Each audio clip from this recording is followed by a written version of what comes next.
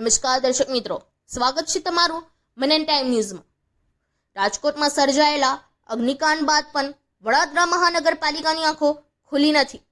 પાલિકાનો treasury વિભાગ ગમે તે સમયે સર્જી શકે છે મોટી હોનારત। પાલિકાનો ટ્રેઝરી વિભાગ કે જ્યાં તમામ વિભાગોના દસ્તાવેજો, ચોપડા અને ફાઇલો ખડકવામાં આવે છે, આ વિભાગમાં ફરજ બજાવતા કર્મચારીઓ આ જ ફાઇલ ચોપડાઓથી ઘેરાયેલા જોવા મળે છે। જો અહીં કોઈ હોનારત સર્જાય તો તેમને ભાગવાનો પણ રસ્તો મળે નહીં।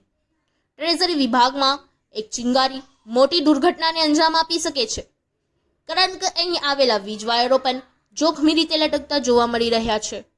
સૌથી મહત્વની વાત કરીએ તો પાલિકાના સુરક્ષા કર્મચારીઓ પણ આ જ વિભાગમાં બેસે છે, ત્યારે કહેવું પડે છે કે પાલિકાની સુરક્ષા કર્મચારીઓ પણ અહીં સુરક્ષિત નથી।